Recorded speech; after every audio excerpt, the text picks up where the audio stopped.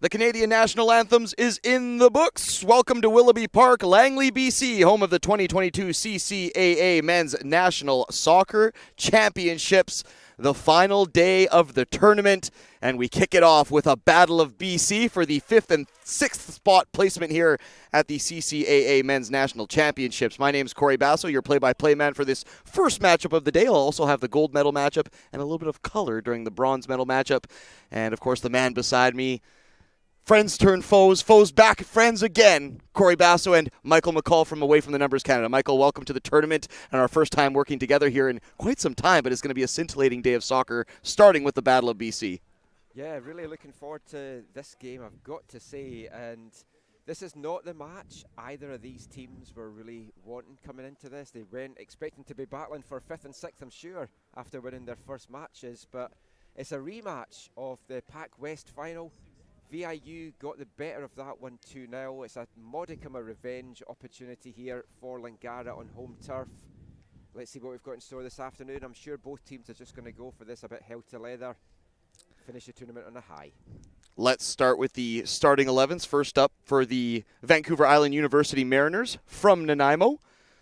Go in numerical order. Number 3, Juan Rubiano, I beg your pardon. Number 4, Travis Brown. Number 5, Thomas Greze Kazuki. Number 7, Michael Happel.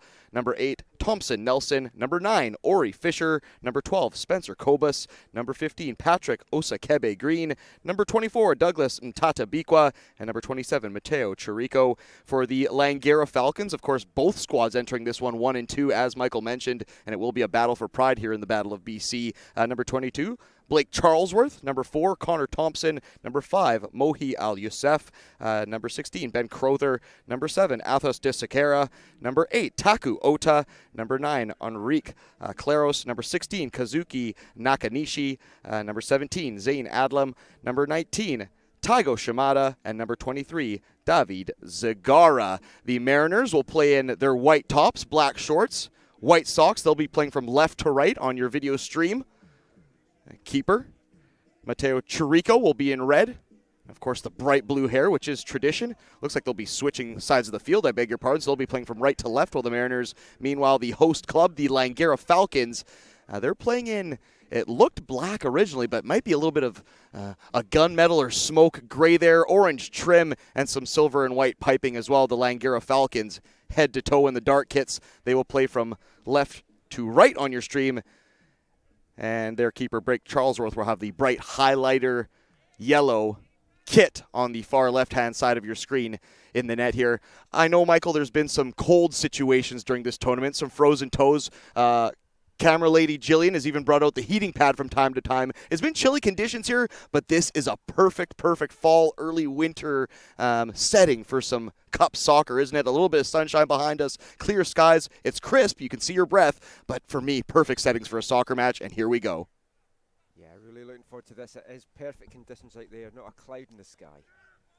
And the Mariners will get it going first. Forward to this near right wing for Ntata Bikwa, who is a handful. We've seen he's pacey. We've seen he's got a little bit of skill as well. The Langara Falcons, though, will try and settle in some possession up the wing, looking for Zagara, who already does have one Man of the Match award under his belt in this tournament.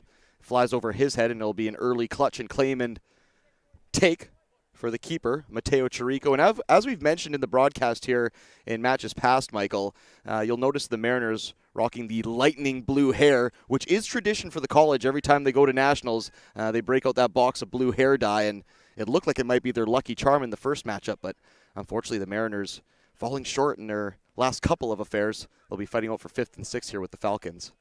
Yeah, I think they needed to keep that going a little bit, especially in that game yesterday where they had a chance late on to take it to penalties, but Zagara missed that vital spot kick with 4 minutes of the game to go. That's proved really costly for them, and that is what has put them into this 5th and 6th placement game.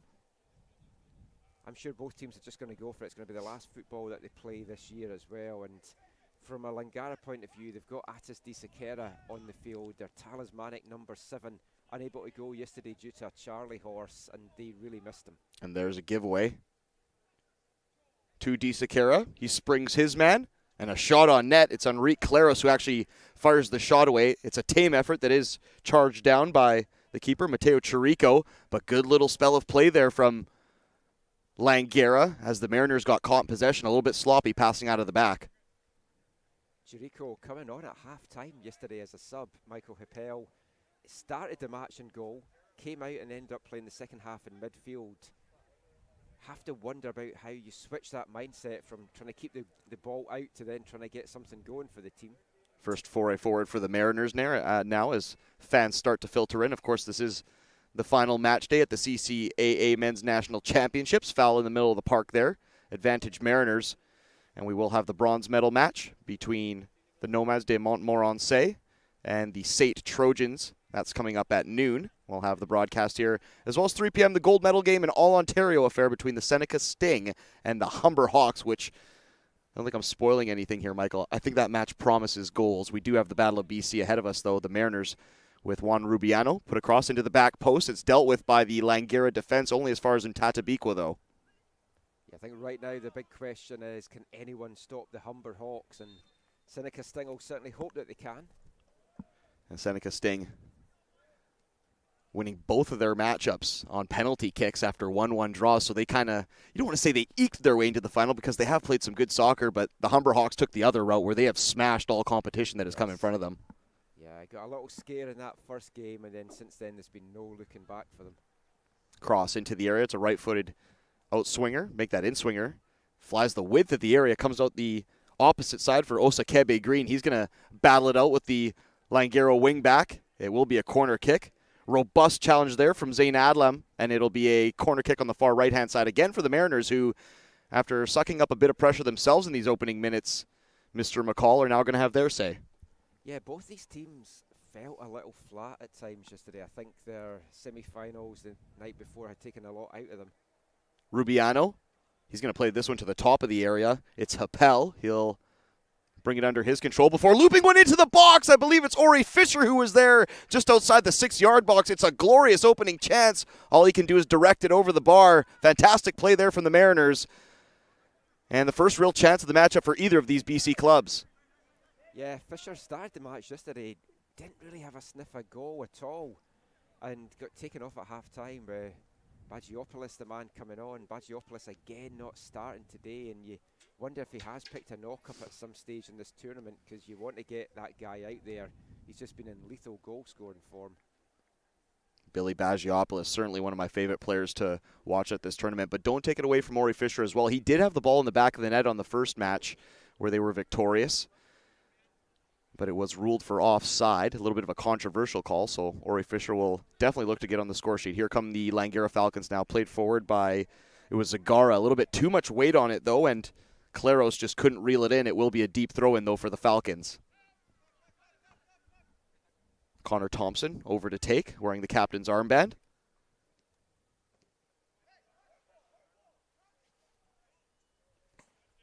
The Langara Falcons, number 23, Zagara, not agreeing with the call there from the linesman. He smashes it off the chain link fence, and he's going to get a bit of a stern talking to now from not just the linesman, but the official, who's just going to ask for a calmer head here from the young number 23 of the Falcons. You do wonder if this one might get a little bit chippy. Some pride on the line. As I mentioned, this is not the game either of these teams thought they'd probably be playing today.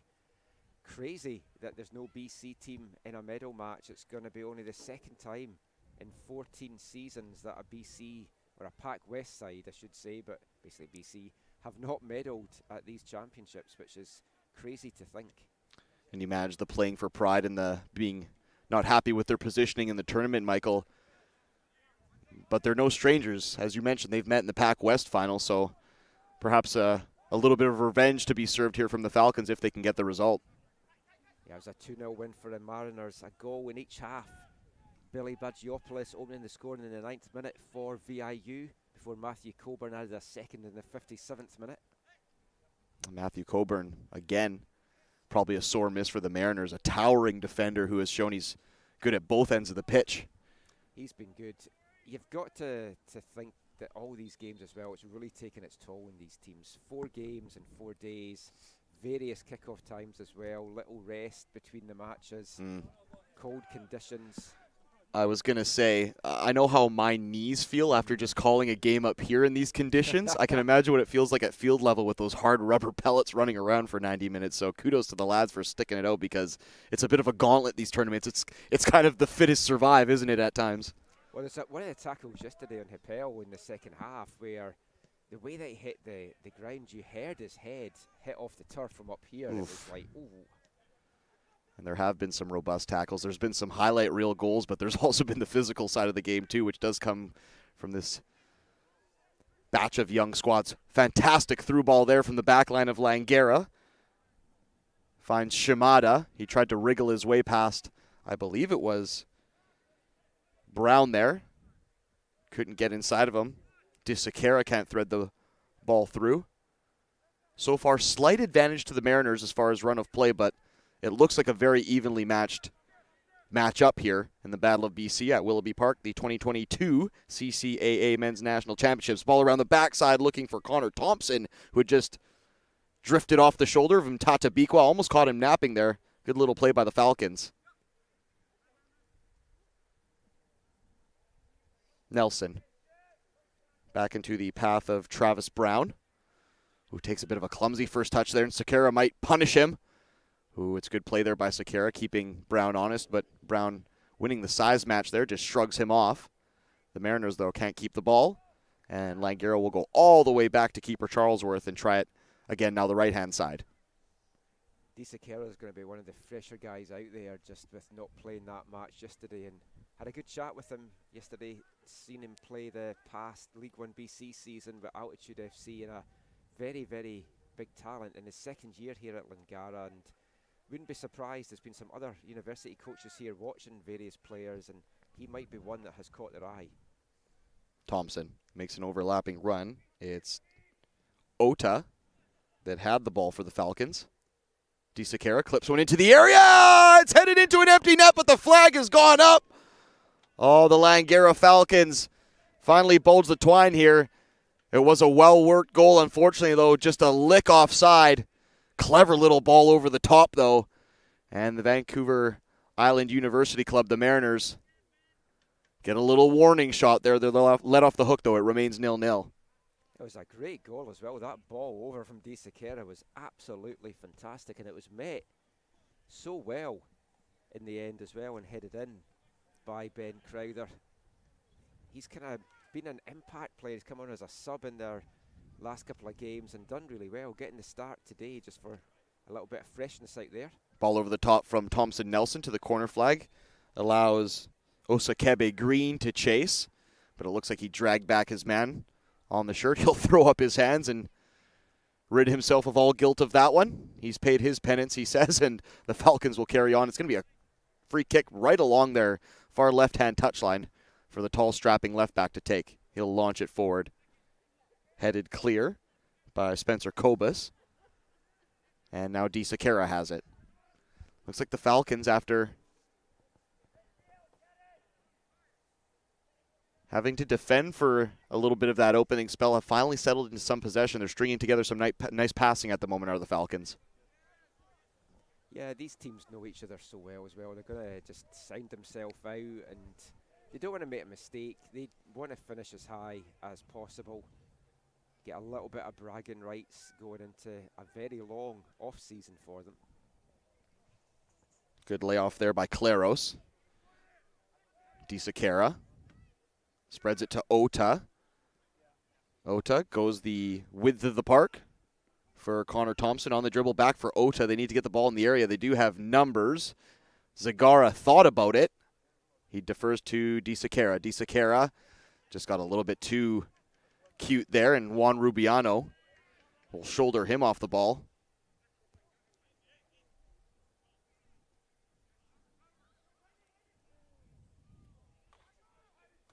Nakanishi. Good play by Nakanishi. He gets walloped. It will be a corner kick, though. Fair tackle. It looked like it might have been a free kick. The young 16 for the Falcons definitely took a two-hander there. The referee will point towards the corner flag, and the Falcons, through Zagara, will have a chance here from a set piece.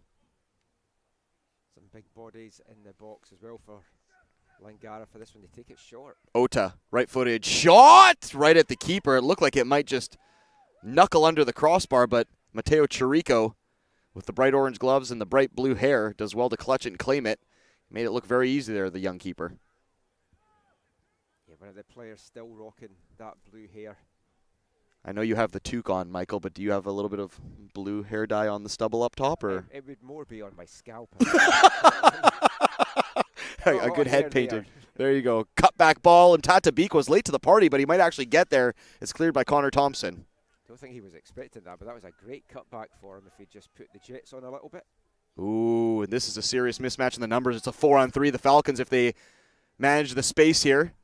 Nakanishi, top of the area, right-footed shot from Nakanishi! Oh, it's palmed off the line, but the number 4 there to clear it. What a sequence there. Nakanishi put the laces through it, and Mateo Chirico, who looked like he might have palmed it into his own net, claws it back out. It remains 0-0 somehow, Michael. Wow, what a stop by Chirico. The first one not so good. The second one absolutely stunning. Zagara, he's going to cut it back, side-footed away, this time by Happel. He clears the area. A warning shot again for the Mariners, who have had to pick the ball out of their net once from a offside position, and that was a goal line clearance if you're just joining us here. The Langara Falcons look like they mean business in this opening portion of this Battle of BC, Michael. Wow, you want to watch that one back for sure, because that was absolutely tremendous. I mean, he fumbled the first one, you've got to say, but he more than made up for it with that second. Oh, fantastic. Spectacular stuff. If we could put together a top 10, Michael, of plays of the tournament, I think that might be on my list. I think it is right up there. I can't think of a better save, I've got to say. It's going to be a corner kick. I will say that Daniel Logren of Les Rouges had some very good saves yesterday in the loss to Holland, so he'd definitely be in my mix as well. But as far as spectacular and dramatic, I'd say Mateo Chirico's taking the cake right now. Although he did put himself in that mess. I beg your pardon, the Mariners now, Mateo Chirico's squad. Up the other end of the park, it'll be a corner kick for Juan Rubiano to the back post. Ori Fisher was close to it. He couldn't get it down, though. Trying to size up for a shot was the Vancouver Island forward. Just couldn't get it uncorked through the sea of players.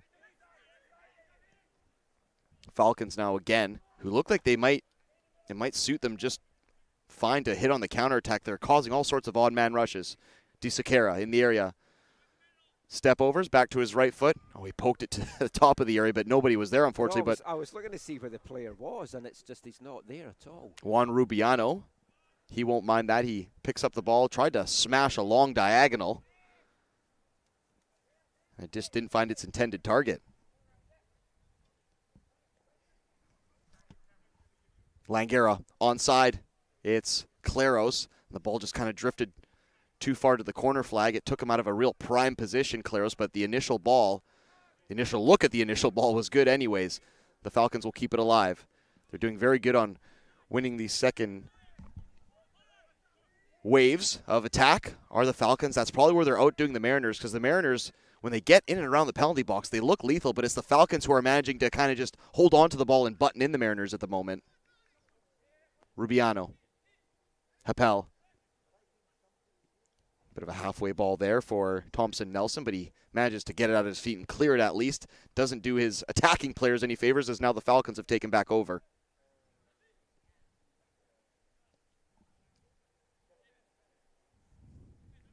Connor Thompson. DeSacara. Zagara. This is clever play here. Can Thompson get in the cross? He does. To the back post. It's cleared only as far as Claros. Takes it down.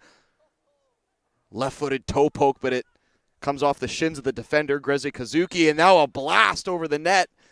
Deflected. It'll take a spin out over the net of Chirico, and it'll be a corner from the right-hand side. Yeah, just took a little touch over there. It's been a good game. I wasn't really sure what to expect. I was hoping it was going to be a good game between these two rivals, but you never know if the players can lift themselves for a match like this, but they certainly have. Zagara sizing up, left-footed blast, cuts back to his right. Can he put it across? He smokes a low, hard one, worm burner, which once again doesn't get through a sea of Mariner legs. It's cleared.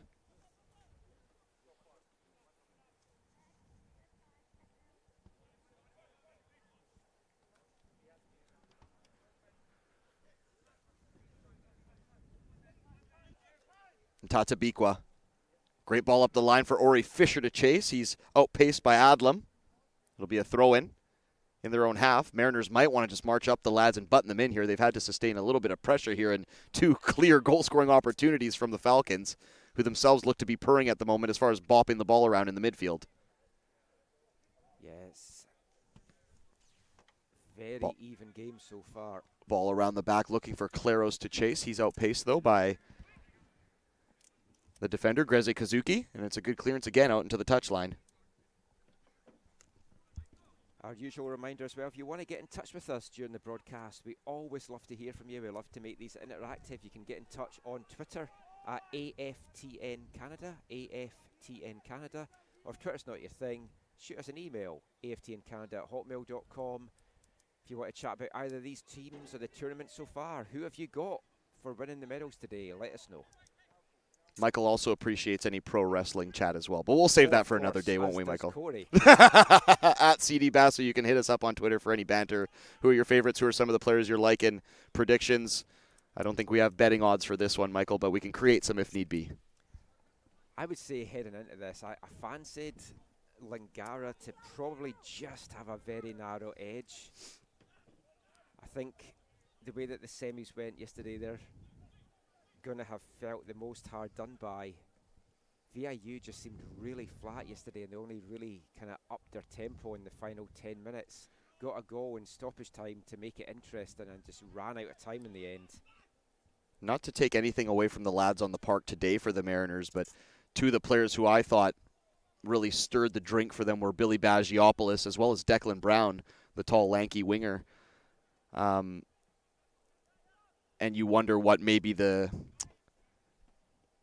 opening portions of this match may have looked like with some of their more offensive options available here. And once again, not to take anything away from the lads on the park now, as they've given the Falcons something to battle for sure. But when you have 2-star creative players like that, you wonder if they could just turn the tide that little bit more and up the tempo of the matches, you know. Well, I mean, that's the thing. You don't want to say any team is a one-man team, but Bagiopoulos is the guy that's been their danger man. He came into this tournament with 9 goals in the season. He was the top scorer in the Pac West finals as well with 3 goals and was the tournament MVP. And you do notice a difference in the team when he's not out there. The Mariners, though, that being said, settling into a nice little rhythm themselves now. It's not end-to-end stuff, but each team is enjoying little 5-10 minute spells of momentum. Ball for Nakanishi. Almost gets through, but it's a good clearance there by Greze Kazuki. It's definitely ebbed and flow, and Bagiopoulos, he's got 5 goals already this tournament. And 1 screamer in the opening match where he just spun on a dime and smashed it into the top corner. He's got a right foot on him like a wand. Zagara, left-footed. We know he can blast it as well. He's going to try and bend when it takes a wicked ricochet and flies up in the air. Greze Kazuki will wait for it to come down. Very patient defending there, and it was actually the right play as he's able to pop it to the touchline. And Tatabikwa, who's usually more advanced for the Mariners, has been hemmed in here by Connor Thompson up this right touchline of the Falcons. DeSakera wriggles away from 1 man. Pass 2, still in the area. Low hard ball across the box. Ota. Nakanishi. Back for Ota. Right-footed shot. Oh, he just misses it. Oh, it might have even clipped the post. It was hit with some kind of venom, a worm burner. But it just cruises past the post of Mateo Chirico's net. Still 0-0 somehow, Michael. Yeah, that was close. Langara's knocking on the door. And this is a Mariners defence. They're bending. They haven't broken so far, but they're very close to breaking right now. They need to get the ball at the other end of the pitch. Goal for Greze Kazuki, almost as if the Vancouver Mariners or Vancouver Island Mariners bench were listening to what we were saying. Michael, it looks like the number 18, Declan Brown, if I'm not mistaken, is stripped down and ready to go here as a substitute for the Mariners. Here come the Falcons, though, onside. Header from the number 6, Ben Crowther. It was kind of a glancing header where he had to crane his neck to try and redirect it. Go opposite the way he was going. Here comes the substitution. So Brown for Brown. Brown for Brown. Travis Brown for Declan Brown there. Very easy on the commentators, isn't it? No 2 of the same name to have to chase around the park. It's lovely. By the way, we are at Willoughby Park here in Langley, BC. Lovely little venue, future home of Vancouver FC of the CPL. Also nestled right in between the Langley Event Center, which is the home of the Vancouver Giants, the local junior team. Fraser Valley Bandits, the local basketball team, and former home of the local lacrosse team as well. And also nestled, I'm not sure if you had it for your games, Michael, because you were doing a batch of the later games, but we're right in between a secondary school, a middle school, and an elementary school. So I had a sea of children and teachers behind me as my audience. I think you got the night off from that kind of treatment. None of that. And then yesterday, of course, was the holiday, so I didn't have that at all. There you go. Ooh, great play here. Zagara in the area, left-footed. Can he get a shot away? He does! Oh, he missed near side. It may have cruised off the outside of the meshing, but Zagara on his favored left foot. He may not get closer than that, and it was a fantastic feathered little through ball there from the Falcons, who have had a myriad of chances, and you wonder if they may come back to rue those missed chances, with the Mariners now starting to make some subs and themselves looking to get back in this one. Yeah, this is all Langara right now. Mariners are really struggling to get much attack going. Greze Kazuki to Juan Rubiano, who, much like Mtata Bikwa, who now is pressing further up the park. I think the coach sussed that out, that Mtata Bikwa in some of their earlier games was a real presence up front on those wings and causing havoc. He was kind of forced to defend there against Connor Thompson and was making up the numbers, but with the substitution of Declan Brown now, it's allowed Mtata Bikwa to press up and really use his physicality and his pace.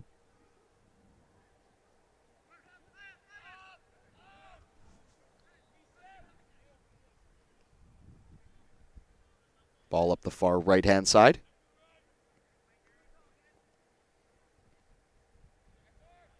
Thompson-Nelson floats it into the middle of the park. Rubiano actually does well to come away from it there. He was the smallest man in a sea of dark shirts from the Falcons. Scrappy player Rubiano, though. Does have a bit of skill and a bit of pace, too. Greze Kazuki.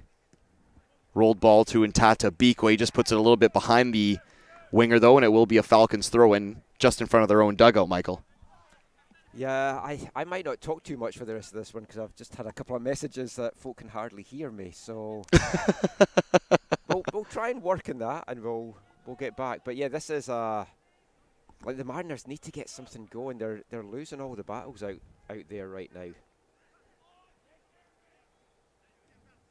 Brown.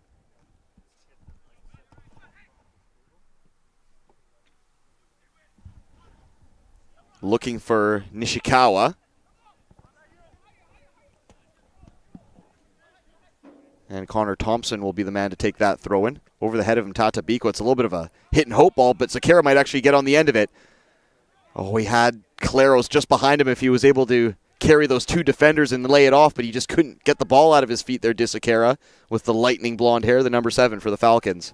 He's looked so good out there. I described him in the first match that I did. He's like channeling that inner Eminem from way back in the day. Good reference, Michael. 2-on-1 here. Zagara tees it up to Disakara.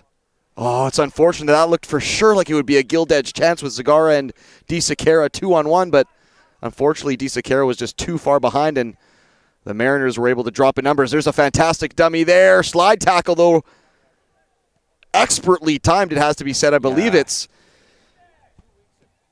Greze Kazuki who actually slid in there on Claros, and now it's up the other end. Nishikawa in the area. Great play. Nishikawa comes back to his left foot. Nishikawa still going, and he scores! Nishikawa on the counterattack. What a fantastic goal. You could argue against the run of play. The Falcons have had at least a half a dozen chances, but it's the Mariners who opened the scoring first. It's Nishikawa with a slaloming run, Michael. Absolutely against the run of play there. What a goal. That's got to be one of the goals of the tournament. And the Mariners will not care that that's against the run of play. Nishikawa showing the skill that he's shown in all the games so far. You've got to be said he's been a really standout player for this VIU side. And wow, I definitely want to watch that one back in the highlights later. Fantastic stuff there from the Mariners, who just had the ball up the other end if it wasn't for a last-ditch sliding tackle and perhaps not the crispest passing from Zagara and Disakara. You could argue that the Falcons could have a multi-goal lead at this stage, but it's the Mariners, as mentioned, who will bulge the twine first, and it's a clever move, it has to be said, by the coach.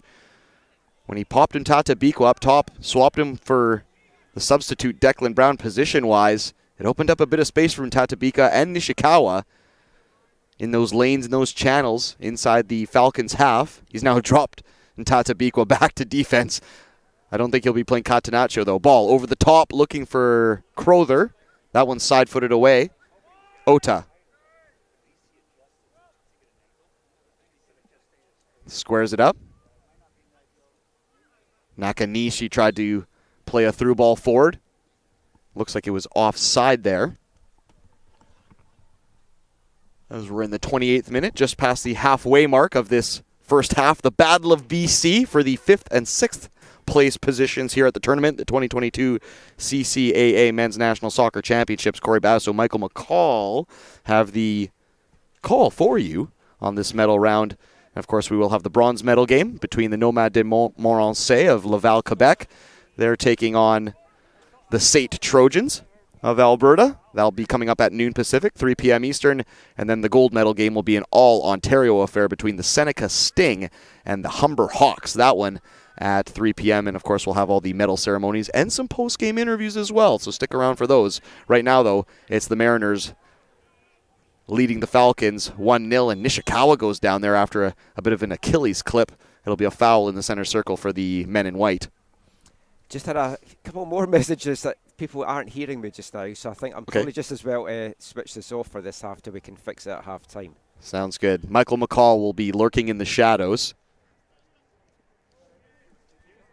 Corey Basso will have the rest of this call for you. Ball over the top.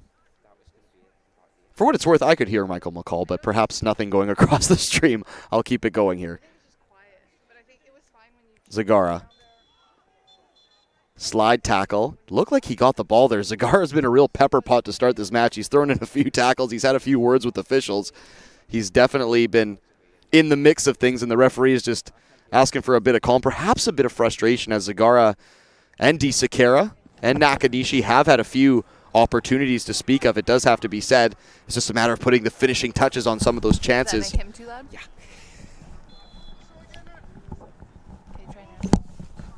As we're trying to get Michael McCall back in the mix here, so apologies if you're hearing any audio testing in the background. Yeah, we'll see. Oh, we seem to be back up and running again, so Michael, thanks to Gillian. You've never sounded better, Michael. You've never sounded better. Poked ball up the touchline looking for Ori Fisher. He returns from Tatabiqua, who's just offside. And it's unfortunate. He would have won a corner kick there. Clever play, though, from the number 9 and the number 24, as the Mariners look like they can spring into action with one of their trademark counterattacks at any time, Michael. The Falcons will definitely have to be on their best behavior here, as now they'll probably try and push some bodies forward to equalize. Yeah, I think that goal has kind of invigorated the Mariners as well, and they're playing with a bit more confidence than they did. This is how they started this bronze semi-final yesterday, though, a little bit flat. The problem for them in that one was the Trojans just didn't give them a sniff, and the Trojans absolutely dominated possession and got the breakthrough, whereas in this one, Langara's dominated possession and just haven't got the breakthrough despite a couple of really close looks on goal. Definitely want to watch a few of those back at half-time. That save, the all of a sudden, close shot that just flew by the post as well. And that big save claw off the line by Chirico all of a sudden looks massive after the counterattack goal, because you would have figured for sure 90% of people would have bet that ball would have crossed that line. Here comes Nakanishi now. Cuts back to his right foot. Ota.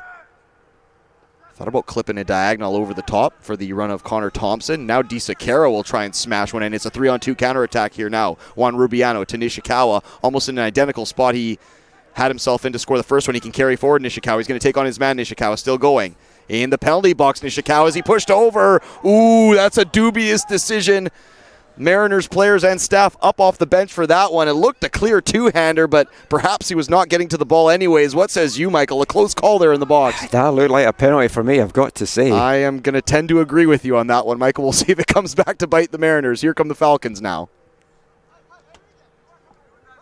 Claros Battling with Ntatabikwa. Good battle, too. Two big lads. Cut back ball. Not dealt with cleanly, but no Falcons at the top of the area once again to clean up the scraps. And here come the Mariners on the counterattack. All of a sudden, Nishikawa is all over the park, causing all sorts of problems for the Falcons' back line. We've got an end-to-end game now as well, which is good. It's taken a little bit of time for it to really spring into life, but we've got it now. Rubiano takes a shot deflected. It will be a corner kick. Looked like Fisher might have just dribbled himself into a sea of Langara shirts and caused himself some trouble, but Rubiano flies in with a blast. It'll be another corner kick, and once again, I think we may have the benefit of video replay in this one, Michael. Would love to see another look at that potential penalty in that end. There's been a few incidents this week that I've had to watch back when I've gone home because I've thought, I think that was a penalty, and there's a couple afterwards I'm still thinking was a penalty. We'll check that one out at half-time. Definitely looked like a shove over there. Yeah, Nishikawa had the better of his man in that left channel again, and he took a two-hander. Flighted ball into the back post. It's met by, I believe it was, I want to say it was Spencer Kobus, but the glancing header goes wide of the post. Unfortunate there for the Mariners, who had all their big boys in the box. The Falcons now going to make their first substitution as the matchup, as perhaps the coaches wanted to button up some of those counterattacks he sees. Yeah, one thing I would say about that penalty incident, though, was the referee was right there. He was, and he immediately waved it off, too. Yeah, he's got younger eyes than me, so we've that got is true. Your eyes are painted on, yes. Michael. It's early. This is the first early game I've done this tournament. You don't do mornings, man. I don't. No, Michael begged to have all the late games in this one, which is fine with me because they're the colder games. So, and I'm an early guy anyway, so all good. Oh, a little back flick there from DeSakera to Ota. Langara moved the ball around so well. They do. They just need to find this finishing touch, Michael. Is the only thing that's let them down. Like I said, you could argue they could have 3 or 4 goals at this stage of the match, but it's the Mariners who have made that crucial contribution in the offensive end. Here they come again. It's a 2-on-2, Fisher and Nishikawa. Ball over the top. Excellent play. Finds Ntatabikwa. Can he get himself inside the penalty box? He'll cut short, waiting for options. He plays it to the top of the area now for Juan Rubiano. Nishikawa, who's looking fantastic at the moment. He is. Rubiano to the back post. A little bit too central. Unfortunate there for the Mariners, who, I hate to go back to that penalty scenario, but if that is 2-0, you wonder, not is it curtains? It's a long way back. Yeah, it's not curtains, but it's certainly a long way back. DeSakera now. Still going DeSakera. Good cut back, but even better defended by Greze Kazuki.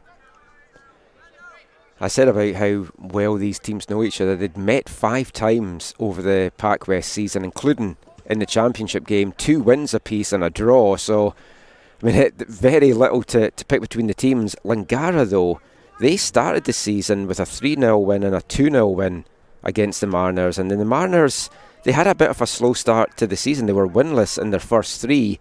They just really started to pick things up, though, as the season came down. And they brought that form into this tournament as well.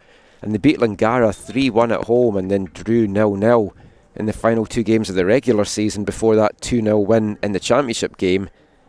Have they just got the edge now over the Falcons? Long ball over the top for Nishikawa goes offside. They'll now make the substitution. Will Langara, Mohi Al-Youssef, the number 5, comes off. Number 20, Noah Holmes now with the ponytail onto the park. Holmes has had a good tournament. Got a goal in that first match in their quarter-final against the State Trojans. Winning goal, as it turned out, in the 3-1 victory. A little bit of an upset there, Michael. We had the Trojans kind of pegged for one of those gold medal slots. Trojans looked so good yesterday. I'm looking forward to seeing them coming up in this bronze medal game. Zagara. We're guaranteed that some team is going to win their first ever medal as well in that bronze medal game. Very good, very good. You love to see it. Unfortunately, it won't be a BC team. If you're one of the local supporters, they're fighting it out in this matchup. Still 1-0 for the Mariners. You've got to say from an organising perspective as well. I'm sure the organisers would have wanted a BC team in the gold or the bronze medal game for getting some fans out for this championship. Best laid plans, Michael. Ooh. Ota has a good rip, but unfortunately, despite the pace on the shot, directly at Mateo Chirico. And he'll bowl out short. Dicey play there as he's been the busier of the 2 keepers as well, and certainly. It's just he's the one that's got the clean sheet right now. Rubiano has Thompson inside. Beg your pardon, Thompson Nelson inside. His pass is picked off though. Greze Kazuki didn't like what he saw as far as options in front of him. He just wellies it up the touchline. The Falcons get it back, though. Zagara, he's going to take on Greze Kazuki. Zagara, still going Zagara. Wants to size up for that back post cross into Sakara. Disakara, Ota! Almost a similar shot to the one he just hit at Chirico moments ago, this time from a bit further out. It was hit with good pace, but right into the breadbasket of the waiting keeper in bright crimson red. And the Mariners will have a chance to clear their lines. Sloppy goal kick there from Chirico, unfortunately. But it's not properly cleared by the Falcons. Chirico usually good from those scenarios, but unfortunately slipped on that one. Nishikawa gets it back. Taki Ota certainly is fancying these long-range efforts today. That's about 3 or 4 of them that he's had. You can see from his play this week why he was the Pac West Player of the Year as well. Disakara has a right-footed shot. That one comes off the post. And is the rebound going to be there for Ota? It is! It is! What a shot by Disakara that rebounds off the post. It actually comes off the backside of Chirico. Somehow stays out. But Ota, who's had his shooting boots on in the last 45 seconds or so, he gets that one on the back of the net for close range. It's 1-1 here in the Battle of BC. 38th minute, we are all tied up here, and what a strike that was from Disakara. It's the two men that have been the liveliest today for Langara. Disakara has been excellent out there for them. Cracking shot, cracked off the post, nothing the keeper could do about that, and Ota followed in so quickly, just singing his praises as to why he is such an important player to this Langara team, as is Disakara, their leading scorer, and you're just seeing the two combine there. We've got a game on our hands now. You wanted it to get levelled back up. Hopefully it's going to be a wide open game now for the remainder of this one. I was going to say it was unlucky for Chirico that the rebound came off his backside and went to the player, but it's even more lucky that it didn't go directly off him and into the net to begin with. So it's a little bit of good luck, bad luck scenario there as well. He's had an eventful first half, you've got to say, between the sticks. He certainly has, Chirico. Can the Falcons now, they still got some time to play with here. If they get up to a 2-1 lead in the locker room, that'll certainly be a little feather in their cap from fighting back from behind. And yes, they've missed their chances, but they're right back to square one here and look poised to make it too. I'm very pleased with how both these teams have attacked this game as well, because an early morning start in a game that really, there's just pride on the line for you. You didn't know how it was going to go. Zagara lets that one get away from him. Nishikawa. Beg your pardon, that's Thompson Nelson. All the bright blue hair out there, Michael, it's confusing me. I know, because you did their first game, so when I did their semi-final against the Sting, it's like you're trying to learn who all the players are, and it's like they've all got blue hair. I can't even identify who. Usually if they've got different boots or whatever, it's I was good just going to as well. say, that's when you start to look at colours of boots and whatnot. And that's what I have to do when I do the UBC women, because there's so many women with the blonde hair and ponytails, and it's like, okay, who's got yellow boots on? Ori Fisher takes a bit of a whack on the far side. Looked like he caught a stray elbow in the chops. He'll pick himself up. Well, the number 9 for the Mariners, and they'll get a free kick, if not a throw-in, right along that far touchline. I've enjoyed this half, though. It's been a good start to what should be a fantastic day of football here at Willoughby Field. Absolutely. The Mariners, can they reestablish their lead heading into the halftime locker room and play spoiler again? It's Juan Rubiano right along the touchline. He's got some distance to clear. We'll see if he can get it inside the area. He's actually hit a very well-placed ball. Didn't have a ton of sting on it. Ota's just able to head it clear into the path of Zagara.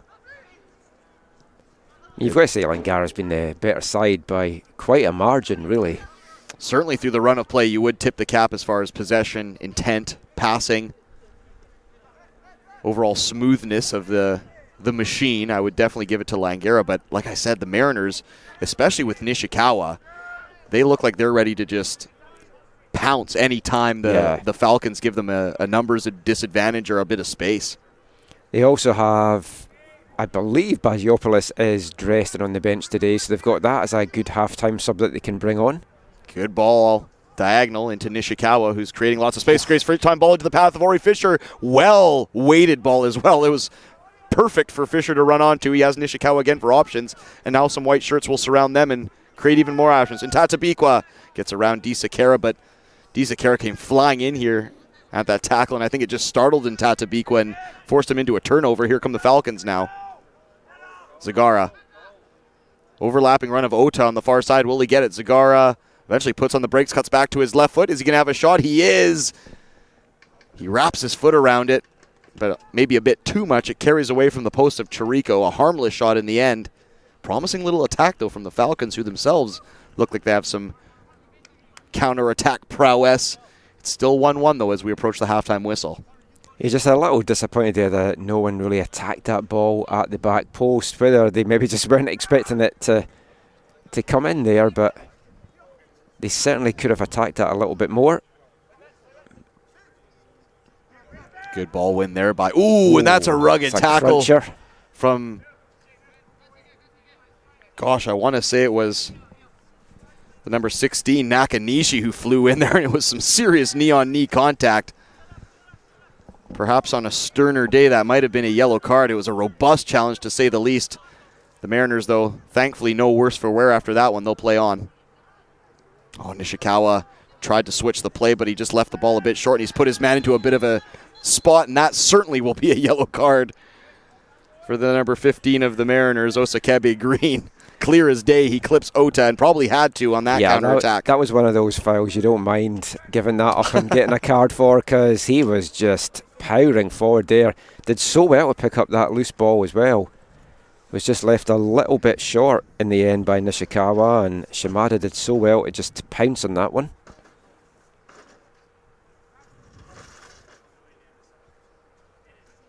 Some distance, this free kick, but...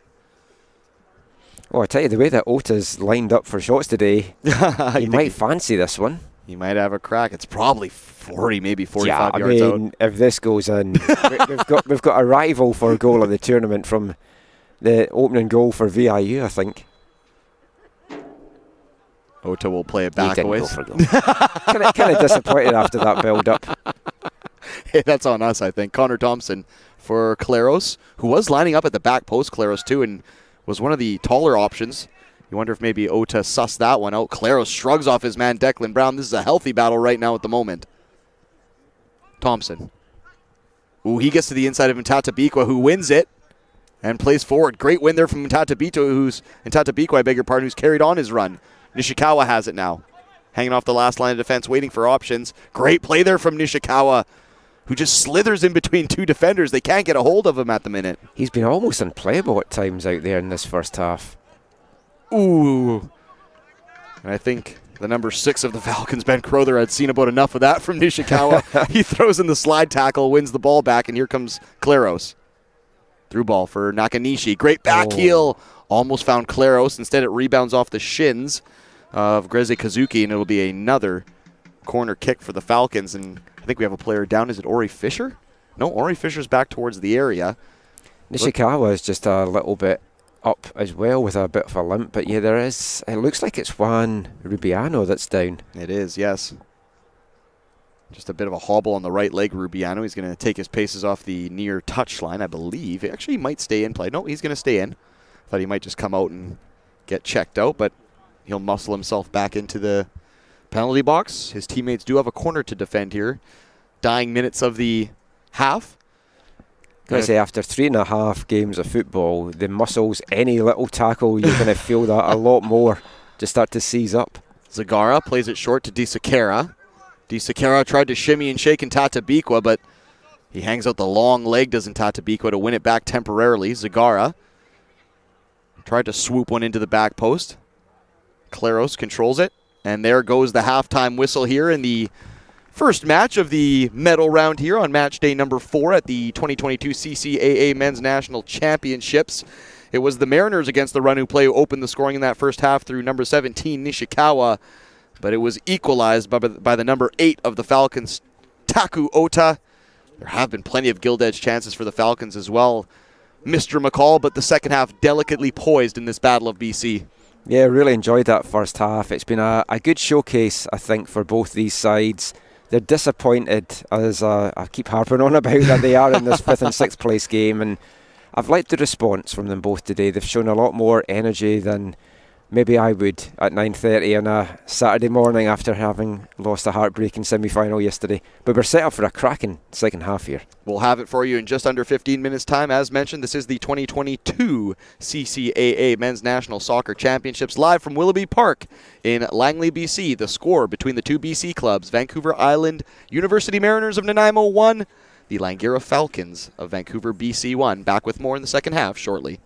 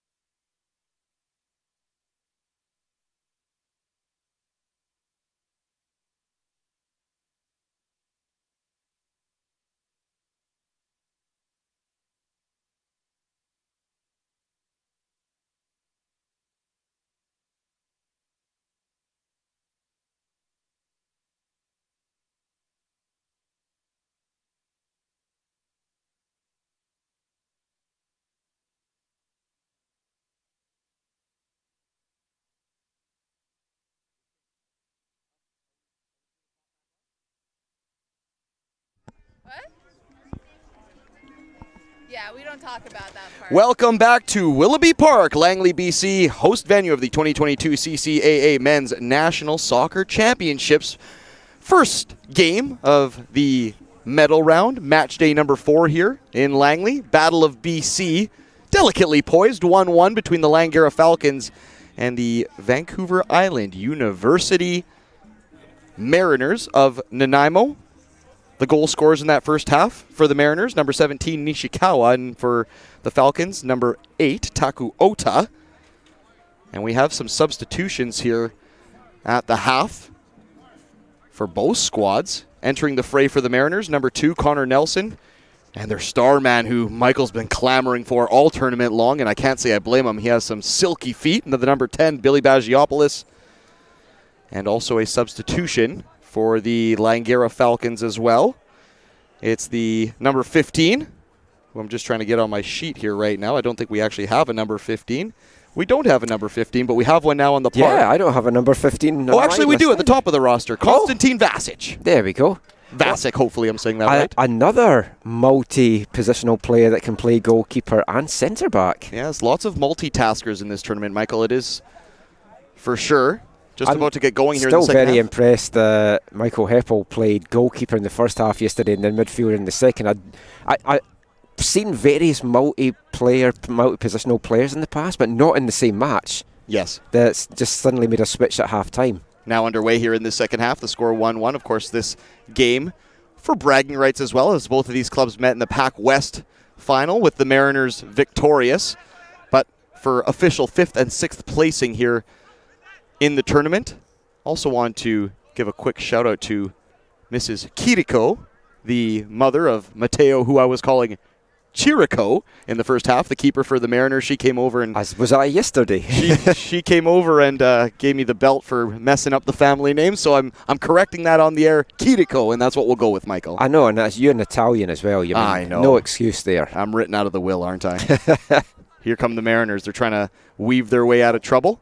Hopefully Mateo Kiriko won't be in as much action as he was in that first half. Very busy, a goal line clearance, an offside goal, so he'll be hoping that his defense gives him a little bit more shelter in this half. You felt for him in that goal that went in as well, just crashing off the post, then hitting off him. He didn't know anything about it, but great save as well, which is on the highlight reels if they put that together for this tournament. It's a turn and a shot there. Fantastic. And Kiriko dealing with that. Zane Adlam with the shot. It looked like it might be Disakera or Ota that would pull the trigger, but they laid off for the tall number 17, who looks like he's been shot out of a cannon to start this half. He's pressing the back line of the Mariners and causing some real havoc. He's had his halftime energy drink.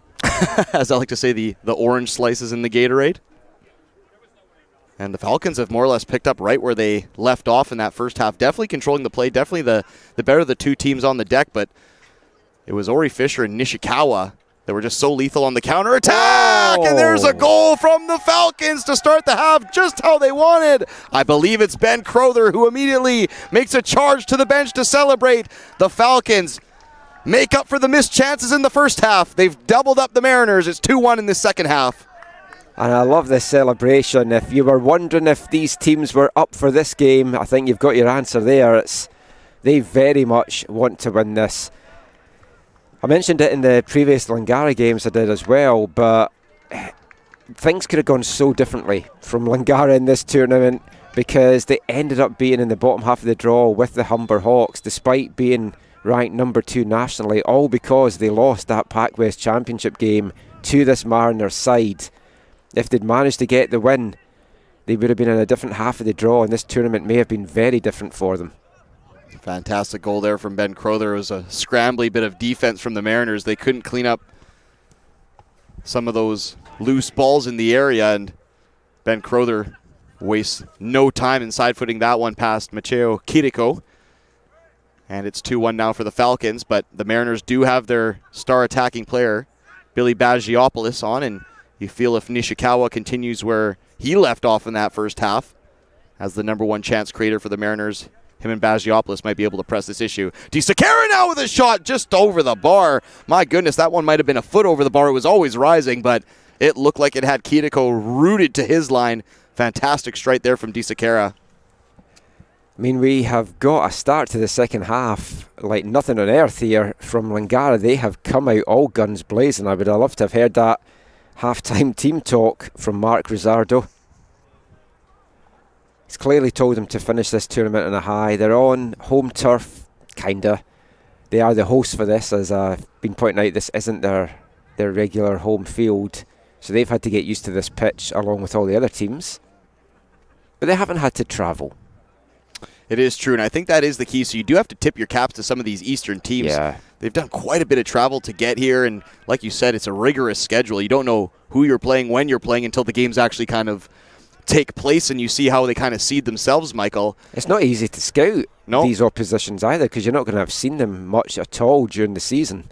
And we have been mentioning it throughout the broadcast. It's actually the nicest day of the tournament so far as far as sunshine and weather conditions here, but it has been... Not even wearing gloves or zipped up. I know. It's unheard of. I was going to say, Michael, I think hell is frozen over unofficially. The Langara Falcons in the area. It's the number 17, Adlam, who does get the ball in the back of the net, but for the second time this matchup, adjudged to have been offside. The Falcons could have a few here today, a few more anyways here today. This time it's the number 17 who just finds himself outside of the realm of play, let's say. Langara are rampant to start this second half. Falcons pecking away at this Mariners backline. Ooh, there's a giveaway by Kiriko. Laid on a platter, back for Adlam. Tried to backheel it for Ota. He might have wanted a shot. Now the Langara Falcons are perhaps getting a little bit too cheeky, Michael. Sometimes you can be a little bit too cocky, and I think that was one of those times. Good play, though, from the Falcons at the moment. They're running the show. Ota. Zagara. Left-footed shot from Zagara. And they're just pulling the trigger once they see daylight now, the Falcons. And the Mariners, they need to find an answer here. They have to get themselves out of their own end, and perhaps hitting it long might be an option here, as Kiriko has played it short the last few times, and the Mariners haven't been able to play their way out past the Falcons' press, I beg your pardon. Yeah, the Falcons have pressed really good at this second half. They're penning the Mariners in here to their final third. Crowther. Side-footed away by Declan Brown. Bit of head tennis there, won by Nakanishi, but he can only get it as far as Thompson Nelson. Zagara and another giveaway from the back lane. Ota pressing the area into the box for Zagara. Great stop there by Kiriko, point blank. It smacks off the knees of the keeper for the Mariners. It'll be another corner kick, and another gilt edge chance goes a begging for the Falcons. They have turned the gas up to 11 here. Yes, that is a Spinal Tap reference for some of our older fans, Michael. It'll be a corner kick for the far right-hand side. I believe it's Ota. They'll take it short. Zagara might try and put this one on the left foot. Clever back heel. He's offside, though. A little bit too clever again from the Falcons. Perhaps a little bit of pragmatic service from Zagara may have been the answer. And you wonder how many opportunities they may spurn here, the Falcons, before it comes back to bite them, because we know the Mariners will have their say again. Yeah, I mean, I love a bit of showboating, but maybe wait till you're more than just one goal in the lead. Ota. But you want to entertain the fans as well, and of course, at the end of the day, there isn't too much on the line in this one, so you just want to go out there and give a good account of yourself. Ben Crowther holds his man at bay. It's a clever cutback from Crowther, but unfortunately it didn't find Adlam in the area. Ori Fisher. Pacey ball right into the midsection of Bagiopoulos, who would have been hard-pressed to control that one at the best of times, but the Mariners do win it back on a throw-in. Right now, Adlam is causing all sorts of trouble. He is harrying the back line of the Mariners, and they just can't seem to get past the tall lad. They can't get out of their half at the moment. That's the problem for VIU just now. Brown. He's going to try and float it over the top. Unfortunately, the closest player to it was Ntata Bikwa, and he was probably a good 10 meters away. And the Falcons will get it right back. I was chatting in some of the last couple of games, Corey, about the fact that this Mariners side, obviously based in Nanaimo over in Vancouver Island, I think we're going to see a lot of these players in the summer playing for the new League One BC team that's going to be there. Harbourside FC is going to be a lot of these guys on the pitch. Great play there from DeSakara. Gets it into the path of Adlam. Back for DeSakara. Can he meet the ball? He does, but he's put off ever so slightly, and a crucial interception there by Ntata Bikwa. Falcons, though, still in the penalty box. Zagara for Ota. Into the path of Crowther, who pulls the trigger. That comes off a set of shins. Still kept alive, though, by Zagara. To the far right-hand side. Good passing again from the Falcons. Ota. To his left foot, Ota. Looks like he might try and bend in a shot there, but he'll play it cool. Back to Nakanishi. Adlam now. Ota, right-footed shot.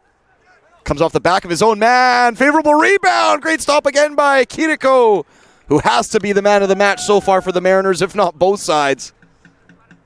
Ota has been so impressive this afternoon. Finished the regular season for Langara, joint leading scorer with Atos Di Sequeira, both with 9 goals. And you see why he got those plaudits as the Pac West Player of the Year. He's been absolutely excellent.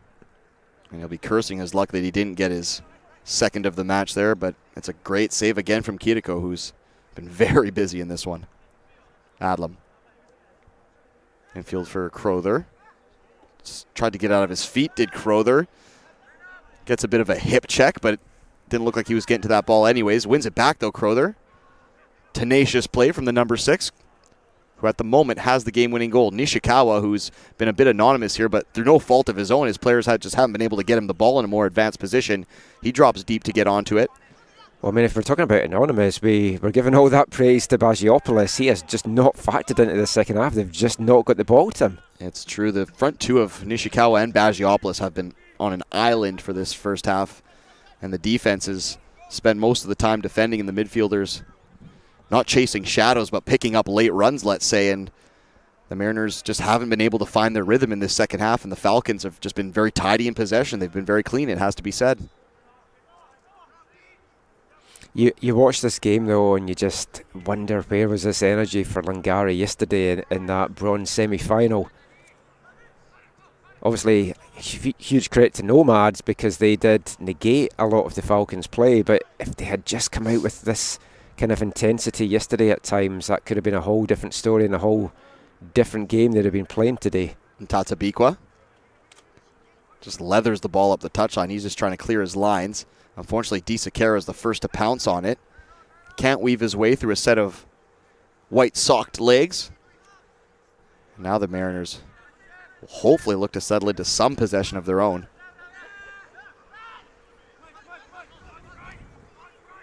Ball forward for Bagiopoulos, just left short. He might have even been offside, Bagiopoulos, had he even got to it.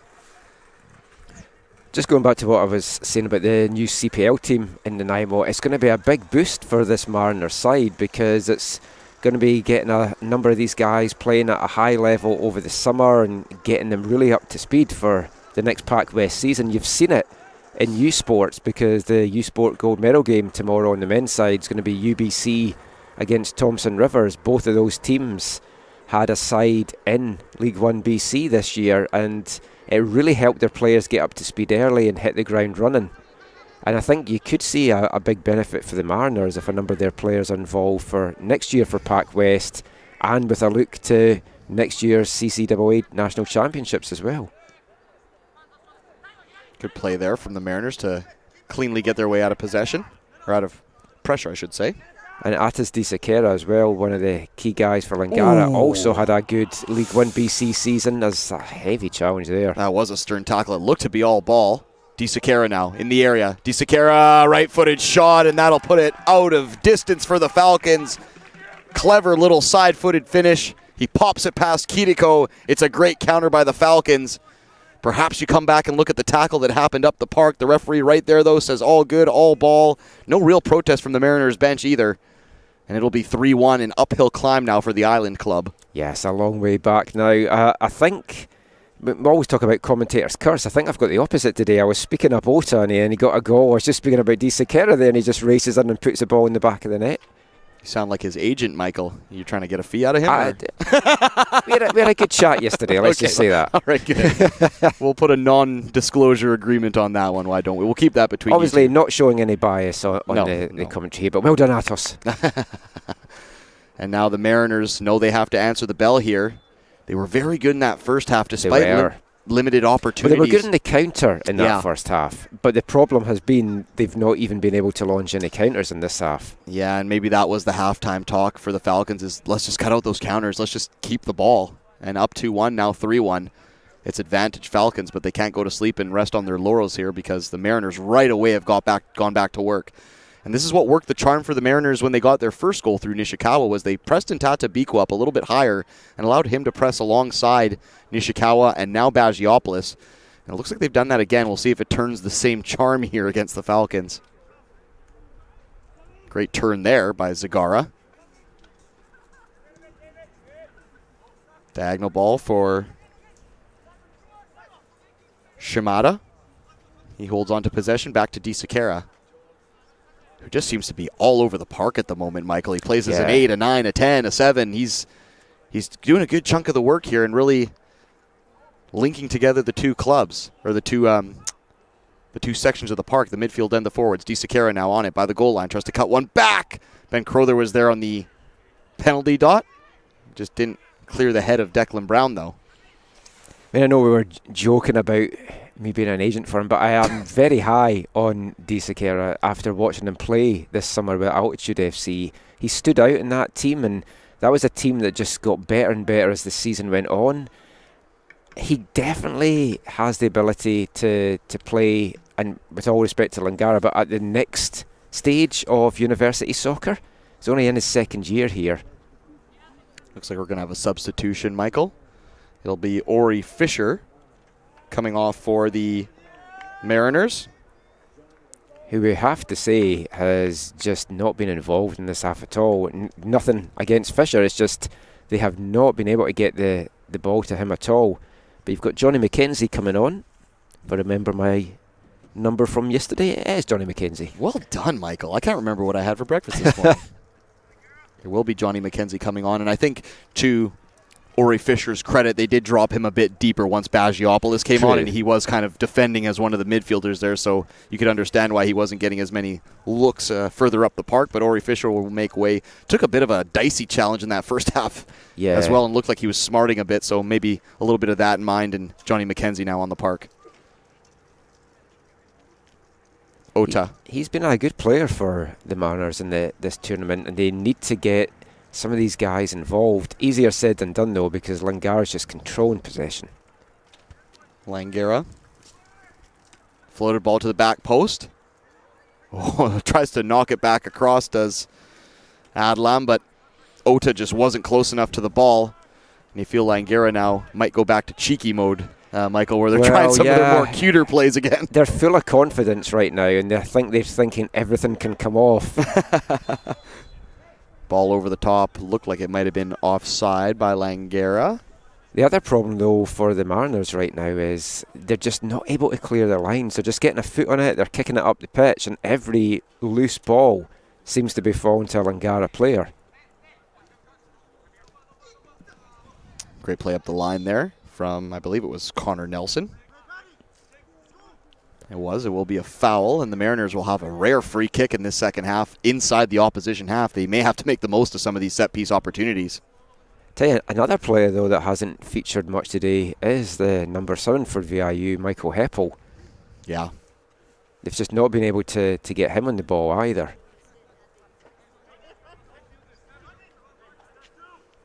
Greze Kazuki, the number 5, wing back for the Mariners. He'll float one just shy of the area. Declan Brown goes to win the header. He's barged down by, I believe it was the number 15 for Langara, Vasic. Happel tries to uncork a shot. There you go, Michael. Comes off a set of shins. Happel still going. Oh, he's eventually bodied off the ball. Good work there by Happel, who was, you could see him just trying to get that half inch of space so he could uncork a shot again, but they smothered him, did the Falcons. It'll be a throw-in for the men in grey. I mean, from an entertainment and a neutral point of view, you want a VIU goal here to set up an absolute storming finish to this one. I would tend to agree with that. And we've seen some almost comebacks in this tournament, Michael. The Holland Hurricanes, who spent their first couple of matches fighting from behind, almost equalizing a few times. Only team I never got to call a game for this week. A very fun team to watch, the Holland Hurricanes. Also some good comeback play from Seneca. Lots of good goals here as well. Some robust play. Look at that move by DeSiqueira. Great roulette of his man. Almost opens up some space for Ben Crowther, who gets walloped. Well, they're going to get a free kick from a great position here on the edge of the box. Yeah, it's going to be probably about 19, 20 yards out, and Michael Heppel will go into the book there for cleaning out Crowther. I was going to say, I thought that was a bit harsh, but... It wasn't coming together. Certainly, I think the yellow may be a bit harsh. It was certainly a foul for me. Oh, it was definitely a foul, but I don't know, yellow did seem a bit tough. You Scotsman, though, unless a bone is poking out and there's blood pouring out, you don't call anything. You've what we call a Miller enough to have him thinking, it's never a foul. It'll be DeSiqueira to size this one up. I thought Ota might have a look. I thought it might have been Ota as well. I had it down. It was going to be one of those two that hit it. Ota's fancied some long-range efforts so far this afternoon, but this seems in perfect territory here for the Brazilian. The yellow card, some clarification. Mr. McCall was actually not for the foul, was for the subsequent kicking of the ball, so a little dissent / unsportsmanlike conduct. Number 7, Siqueira off the junction of the crossbar, almost a postage stamp. That was about as perfect a free kick as you can get without bulging the twine. Great effort there from the number 7. Oh, fantastic play, almost 4-1. Well, we know these Brazilians can take good free kicks. We've seen enough of them over the years, and DeSiqueira certainly got that in his locker as well. That was well hit as well. Not a lot Siqueira could deal with that. Rubiano into the path of Bagiopoulos. Uncharacteristic mistake from Bagiopoulos, though, as he left his 10-yard pass a little bit short. Adlam chests it back into the path of, I believe it's Zagara. Good play there from Adlam. Bagiopoulos has had to drop back now into his own box to try and get a touch of the ball, is how it's feeling. Well, perhaps Bagiopoulos wasn't happy with that last touch and he wanted to make amends, so he was flying in there to try and help his teammates win the ball, but all he could do was watch it fly out for a goal kick, as at that point Adlam was already well marshaled by, I believe it was Michael Happel. Here comes Bagiopoulos now. He gets a chance to create something, and it's a great pass for Nishikawa into his stride. He's got the defense all over him, but he lays it back into the path of Rubiano. Can he get a shot away, Rubiano? Oh, the attack just steams out ever so slightly. They do keep it alive, though, the Mariners. In the penalty box now. Right-footed shot. Not dealt with cleanly. Bagiopoulos could have been there. Still alive outside the penalty box. Rubiano has a lash. That one's palmed away. It's helter-skelter defending at the moment from the Falcons. Eventually it's a foul from, I believe it's the number 14 substitute Johnny McKenzie that spares the blushes of the Falcons, but this one is not over by a long stretch of the imagination, Michael. Great foray there by the Mariners. Yeah, a little bit of a fumble for Blake Charlesworth to start with, but made up for it with an acrobatic stop across goal. It's one of the things that earned Charlesworth Rookie of the Year honours in Pac West, and such a solid goalkeeper. Just a first-year player as well, so a bright future ahead for him here with Langara. But yeah, that should give the Mariners a little bit of hope there. Bagiopoulos, he's got 5 goals in their 3 games so far. He's found the score sheet in all 3 of the Mariners matches this week. Can he make it 4 out of 4? And it looked like Bagiopoulos expected the keeper and the defender to deal with that one bobbled piece, but when they didn't, you felt if he just committed and flew in there anyways, he might have been able to put that home, but just a little bit tentative, and unfortunately it cost the Mariners a potential goal and a chance to really get back into this one. Possibly the legs aren't there. Might explain why he's been a second half sub in the last 2 games. Marauding run here from Nakanishi, who's got his hands full. Both these teams have played a lot of football this season, and in Pac West as well, you're playing back-to-back games most of the time as well. Well, they've left a pass a little bit short here, have the Falcons. Declan Brown almost cashes in there, but it was a good timed run out of his line from Charlesworth. I think we have a player down here. It looks like it's Zagara. Oh, I beg your pardon, maybe Nakanishi, who went for that run up the left touchline. Took a bit of a sore one. He'll be down, and we also have a player down in the center circle. Yeah, they're dropping like fries. It's Ben Crowther that's down. This is when the cramp's going to start to kick in. Number 18. They've been going hell to leather as well. It's as soon as you stop running, you start to seize up a little bit. At least it's not cold. It's quite a nice day out there. As we are going to get a sub, it's going to be Ben Crowther that's coming off here for Langara. And a player coming on that I haven't seen in the games that I've done of Langara this week, Francis Opot, known as Dak. Ben Crowther coming off a little bit gingerly, and of course he was the player that just fell to the turf. You hope that's just cramp, but looks like his tournament will be done here, as I'm sure he'll get a well-deserved rest from the head coach after a good shift and a goal, which, as it stands, is the game winner. And the insurance marker, of course, happening just shortly after that from Di Sequeira.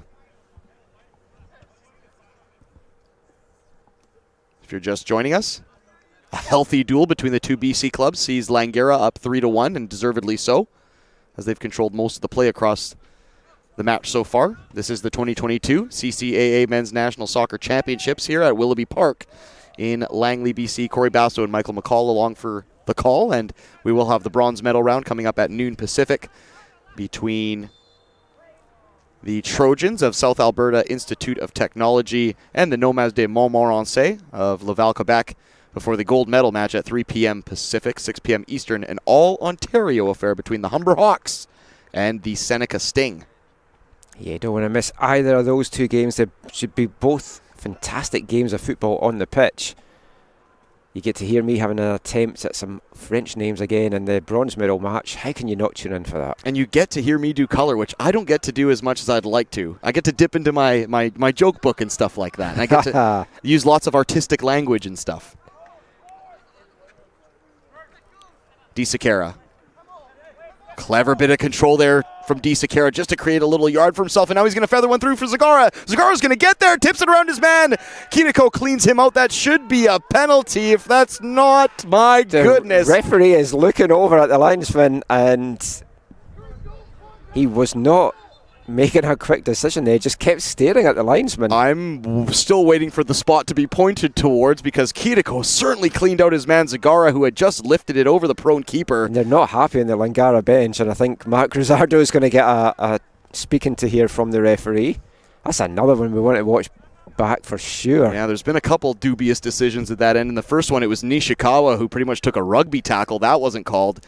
And then Kiriko. Someone's getting a card on the bench. Kiriko two-footed Zagara there, and that certainly would have put it out of reach. It probably made it 4-1.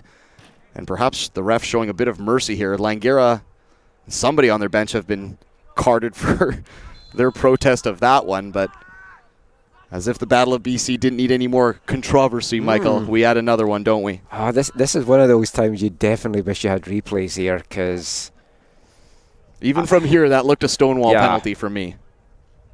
Perhaps maybe that gives the Mariners just a little bit of life, though. Trying to give the referee the benefit of the doubt, mainly because we've got the referee assessor over to our left. I've been critical of the referees all week. Michael, I'll let you carry that mantle. I'll be the polite one. You be bad cop, I'll be good cop. How does that sound? There's been a few times, though, during the broadcast, I have turned the mic off to go and ask him. I was like, what was that? Or what should have happened there? Or and of course, sometimes we are quite a bit of a distance away from the field of play, so sometimes some clarification is needed, because even with the best eyes, sometimes we do get calls wrong, and the referees, to their credit, are right beside the play. So and the referees you do have to give the benefit of the doubt most of the time. They're mic'd up as well, because I thought the assessor was just listening to a podcast in his ear, but turns out he's actually listening to the officials down there. Ota dragged back from behind. Another chance for a Di Sequeira free kick. Yeah, and it's right on that, probably 2 yards just off the 18-yard line. This one now in the right channel, so perhaps a left foot of Zagara might be sampled here.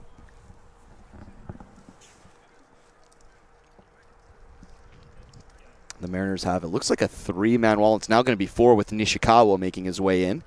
The referee will ask for some yardage. It's Di Sequeira and Zagara. So both are lads standing over it. Let's see who's right. I think you could be right, though. I mean, it does make more sense for me for Zagara to be taking this one now that you've mentioned that. But Zagara's sizing it up right-footed, so that makes me think that Di Sequeira might take it.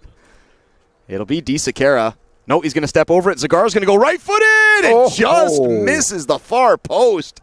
Oh, Halika paint the other way, and that goes in the back of Kiriko's net. I was waiting for the net to ripple there. That looked like that was nestling in the bottom corner. And he got it around the wall, too. Good shot there, but the story of Langara's kind of afternoon, despite being up 3-1, you could argue they might be up 8-1. But they've not put this game to bed, so they've still left that hope that the Mariners can do something. They have to get the ball, though, which has proved a battle in this half, you have to say. Bagiopoulos, he'll press his man. Juan Rubiano will keep the substitute, number 20. Noah Holmes honest as well. Possession, another crunching tackle in there from Nelson.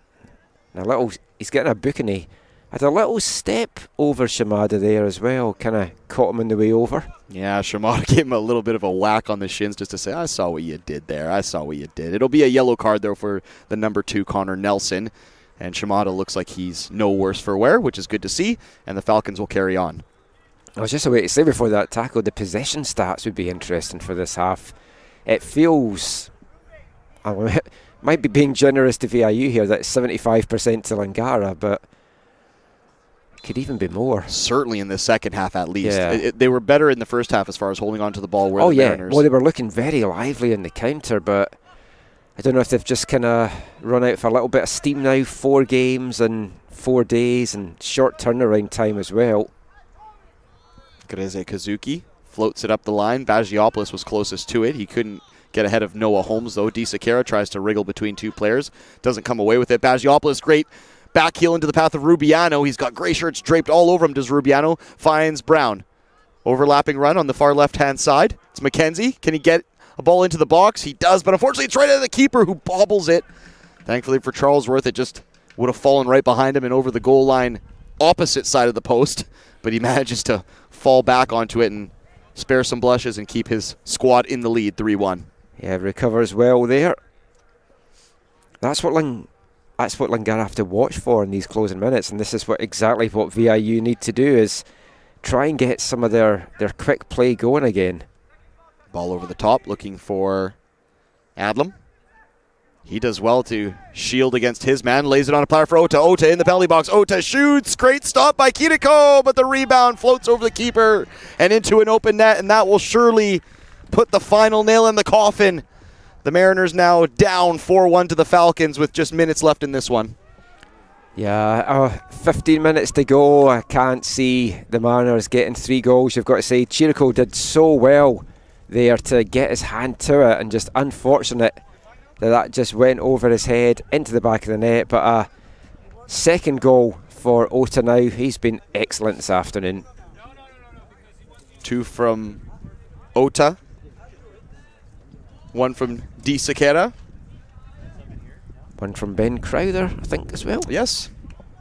Thank you, Michael. All the games are blurring into one now. I know it's tough when you call a lot of the same team. You forget who they won to, who they lost to, who the goal scorers were. It all does kind of go together. But the result, that doesn't change. It's 4-1 at the moment, and VIU might just be looking for consolation markers at this stage. But you could say that Langara Falcons have gone a little bit of ways to getting a modicum of revenge for their Pac West final defeat to the Mariners. Yeah, that one is still going to sting, though, and as I said, has potentially proved costly for them in this tournament. Ooh, that's going to be another card coming out, I would feel. Yeah, Noah Holmes will go into the book after he drags down, I believe it was Declan Brown from behind. It wasn't malicious, but it was certainly reckless and clumsy. It'll be a free kick for the Mariners. I could get a stunning free kick goal here just to cap off a good game of football, and Bagiopoulos fancies this. As I said, he's scored in every game in this tournament so far. He wants to add to that. We're going to have another substitution here for the Langara Falcons just before we take this free kick. It'll be the number 13 coming on for the Falcons, Felipe Silva. And it is Taku Ota that is making way. Has to be in the reckoning for player of the game honours. I always like to give my unofficial AFTN ones, and I think he's probably right up there. I might tip the cap to DeSakera, but certainly Ota's in the conversation. It's between those two for sure. Absolutely. It's been good play. It's been good play. For the Mariners, I might probably go for Kiriko just because he's been the busiest, but Nishikawa in my conversation as well for the Mariners. Yeah. Bagiopoulos perhaps might insert himself. Yeah, Bagiopoulos can bury this. I mean, this looks perfect for him. Here comes Bagiopoulos. Right-footed shot. Hit with some kind of sting right at the keeper. How has it not gone in? Eventually it has, I believe. I'm not sure that it has, actually. It did go in, but the keeper blew it down, or the referee blew it down. I don't know that I agree with it because he didn't really have control. He didn't have control at all. It was kind of just bobbling around in between his feet, and he was kind of just like kicking like a child getting out of bed in the morning. But I haven't had a goalkeepers get too much protection rant this week yet, so this could possibly start that one now. But that seemed harsh for VIU there. Oh, there's a sore one. It's on. Heard that up here even with our headphones on. Yeah, that was Shimada and I believe Connor Nelson again who have had it coming together. It's been a healthy duel this last couple of minutes. Both lads will carry on, but let's talk about that free kick from Bagiopolis, because wow, what a strike. I don't even know how that got through the wall. He hit that with some force. Well, he just willed it through the wall, kind of. And it was so much pace. It was directly at Charlesworth, but all he could do was really palm it down. And guess it was too close, really, to try and get it up and under, because it's right on the edge of the box. And there was a couple players who had a look at it. Declan Brown, who's now also in the mix. Bagiopolis chests it down and scores. He continues his goal-scoring streak, and he keeps this game alive with just over 10 minutes to go here. It's 4-2 now in the Battle of BC.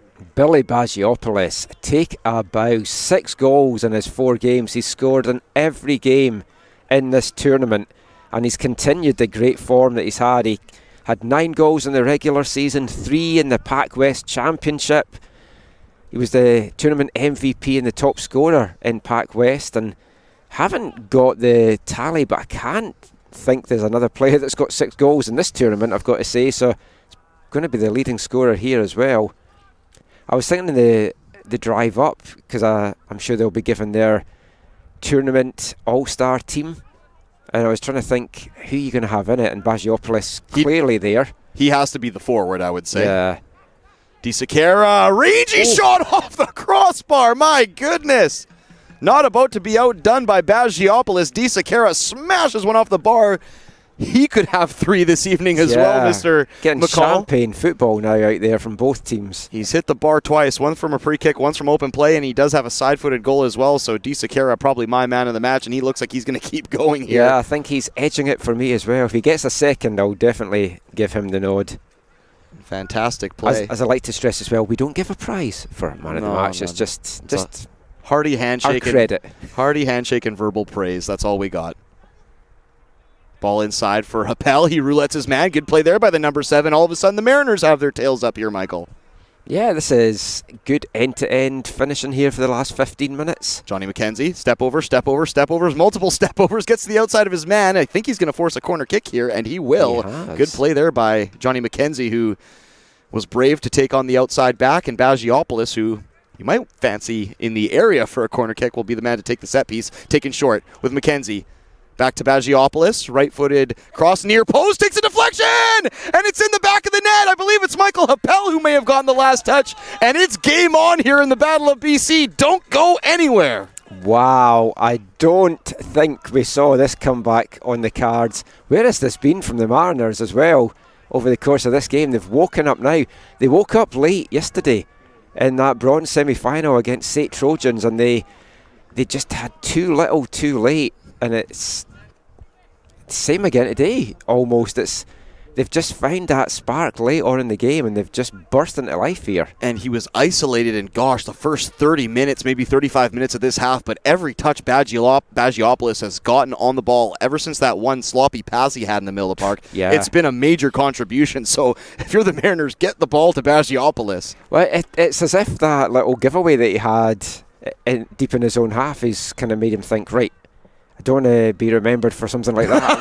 I want to go and make a big impression here, and he's made a very big impression on me this week. I've got to say, him, DeSiqueira, these are a couple of guys, in fact, a lot of the guys that we've seen on these two teams. If you haven't watched Pac West football, this makes you want to go out and watch these teams play next year. These guys have some serious quality with the ball at their feet. Great play there.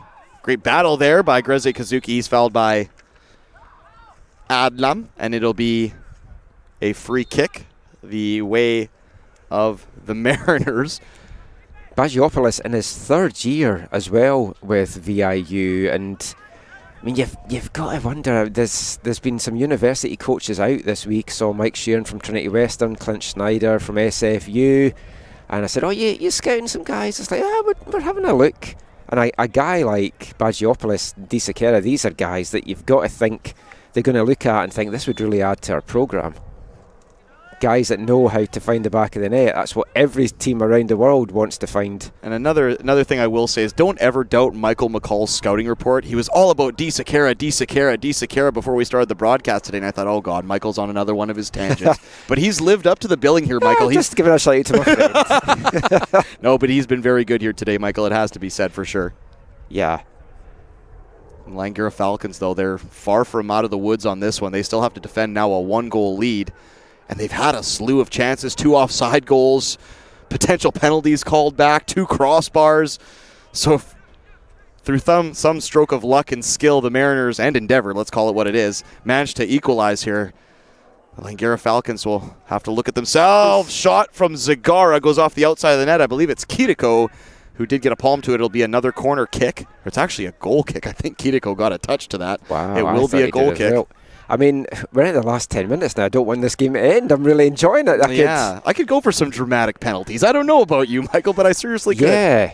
Zagara, Di Saketa, tried to toe poke it on his right foot, cut it across for Adlam, but he'll go out into touch, and it'll be a throw-in the way the Mariners, and might just be pragmatic Hail Mary time. Maybe not this early in the affair for the Mariners, but it certainly will come to that time where they will start throwing some numbers forward and hopefully start getting some balls in the box and really causing some trouble and pressing the issue against this Falcon squad.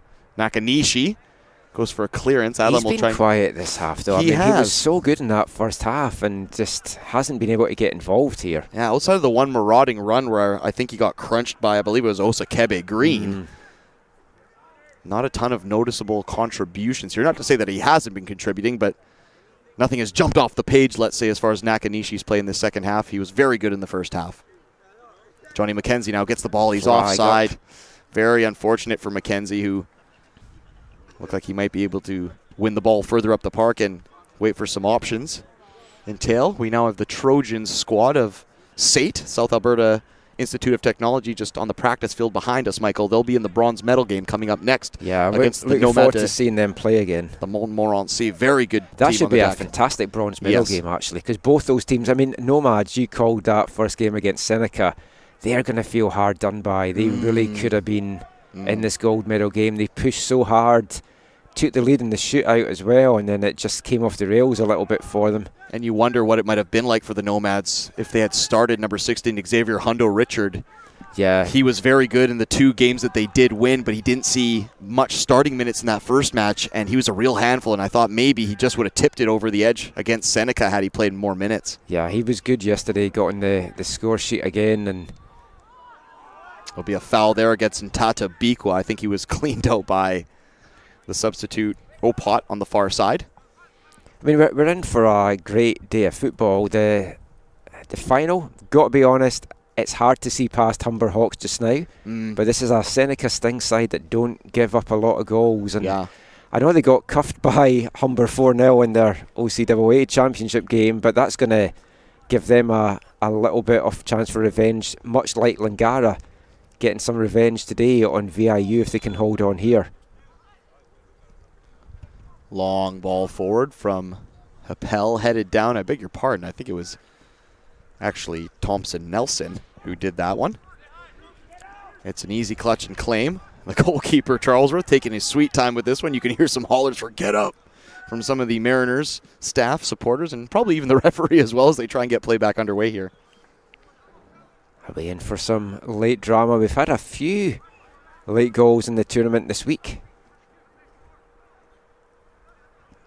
Mariners did get on the score sheet yesterday in stoppage time to reduce the deficit to that game to 2-1. A ball over here for Bagiopoulos. Bagiopoulos going to chase it. He's going to get there. He has options. Can he cut it to the top of the area? Oh, Bagiopoulos just left it short, but it's still here. It's still there. It's cleared off the line almost by, I believe it's the number 16 of the Falcons. The Mariners coming ever so close there. I saw the look of excitement in your eyes there, Michael, as Bagiopoulos sprung to life again. And if he just had a little bit more weight on that cutback ball, it's probably a smash in there for Thompson Nelson. I mean, I said in the first half, you don't want to say that any team is a one-man team, but you see the difference. If Bagiopoulos is involved with this team, the Mariners are a completely different looking team out there. Ball headed away. And then a bit of a hopeful floated cross in there by Thompson Nelson. Charlesworth. Hard to deal with, though, with this sun, because the sun's right in his face. It certainly is. He did well there, Charlesworth, who has dropped a few here today, but that one he gets spot on. Happel. He gets a two-hander from Adlam.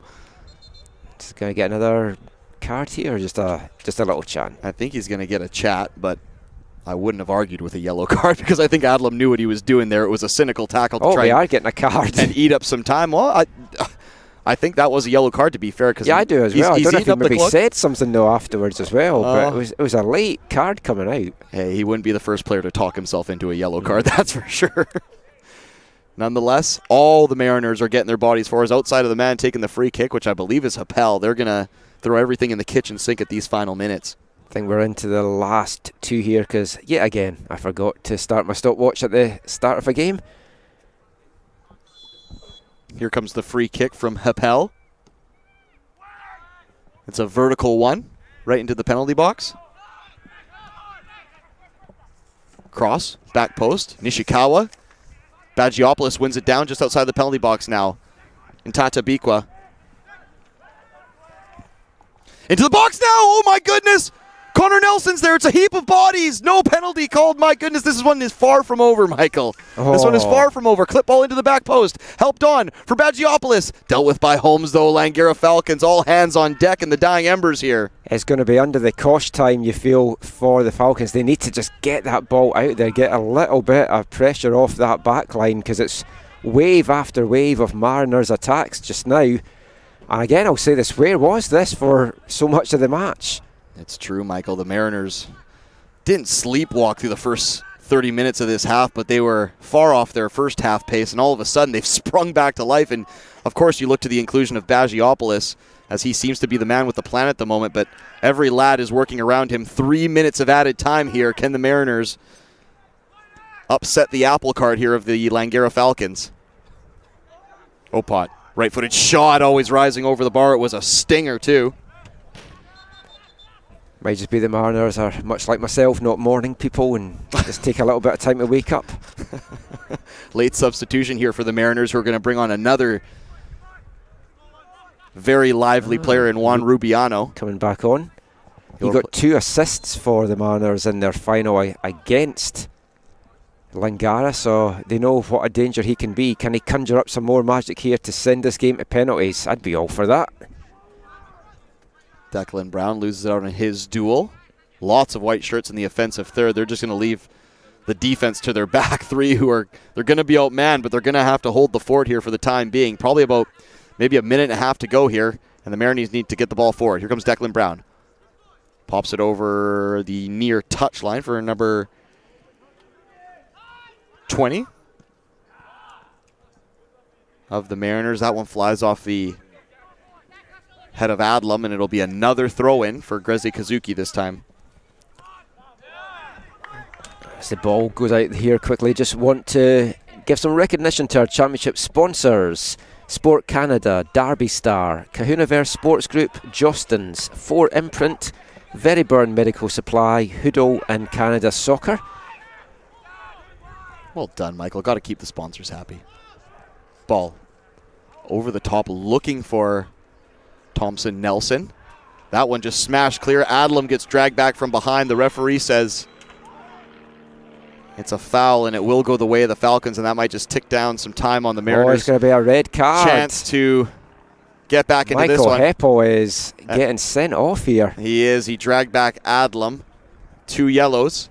We said it was a harsh one, the first one, or I felt it was a harsh one, the first one. He shakes the referee's hand. A bit sarcastically there. What an eventful tournament it's been for Michael Heppel. He's played in goal, he's played in midfield, he's been sent off. He'll strip down his athletic take. Will Heppel, he's still applauding the referee. Sarcastically applauding the referee. Not happy with the decision there. You could argue it was a bit harsh, but Adlam looked like he was away, and it certainly was a yellow card. Was it harsher than the first yellow? I might have showed a bit of mercy and just given a foul there. I mean, the second one, you can't blame the referee. I think it was a yellow card. It was. He is on a yellow, but I think the first one was a little harsh. But I agree. If you're on a yellow card, you then don't do something like that. It's kind of just stupidity. 100%. He put the referee in a position where he had to make a decision, and that was the decision. And Michael Heppel will see his marching orders.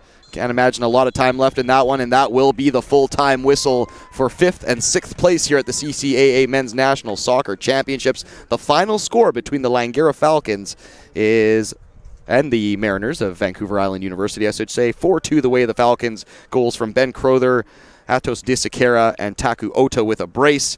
And meanwhile for the Mariners, Michael Heppel and Billy Bagiopoulos for the Mariners.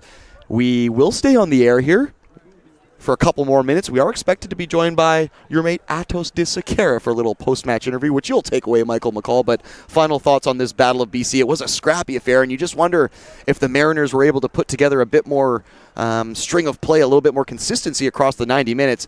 They may have won, or they may have even taken it to penalty kicks. Yeah, I think they're going to watch this one back, and they're going to see how they played in the last 15 minutes, and they'll question themselves.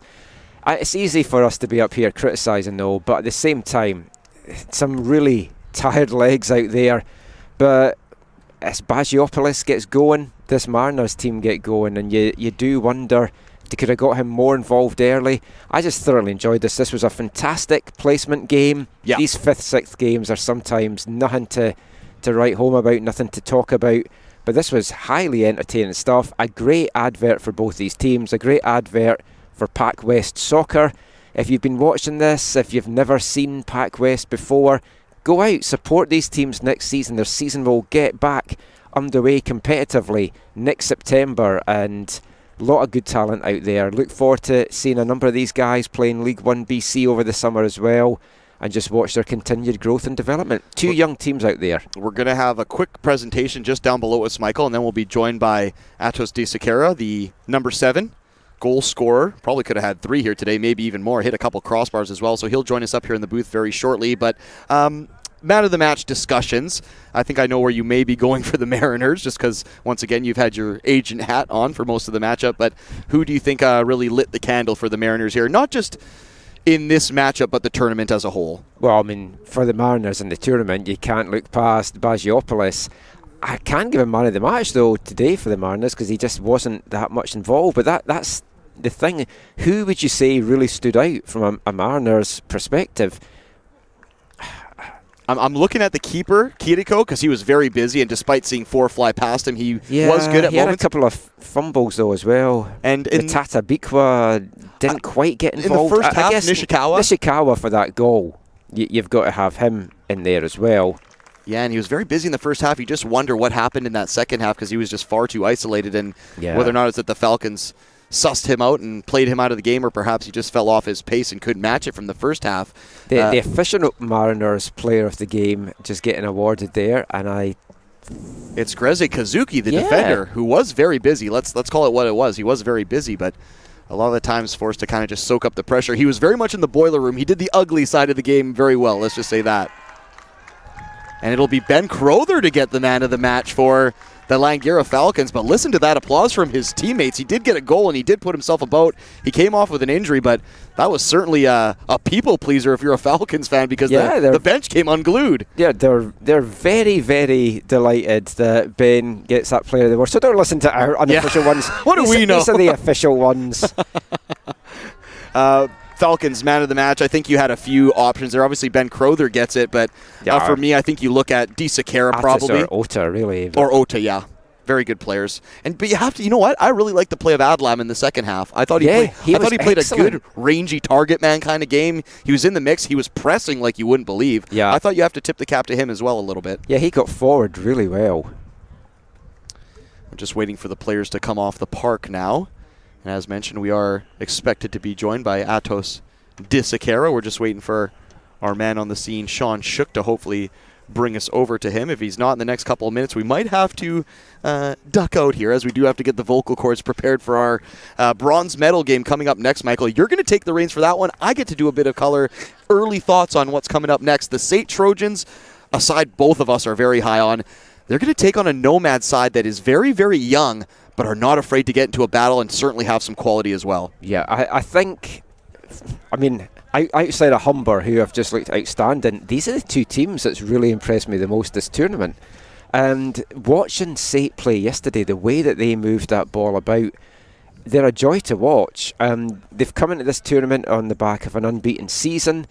They had a tough one in the early going to lose that quarter final, but to bounce back, and that's the great thing about these championships. Even if you lose your first match, you've got a chance to recover and get into the medal matchup. Michael, we do have Atos Disakera, our personal man of the match, coming up to the booth here. So what I'll do is I'll pop myself down. I'm going to hand the headset, and you'll take it away, all right? Here we go, just passing the headset off to Atos.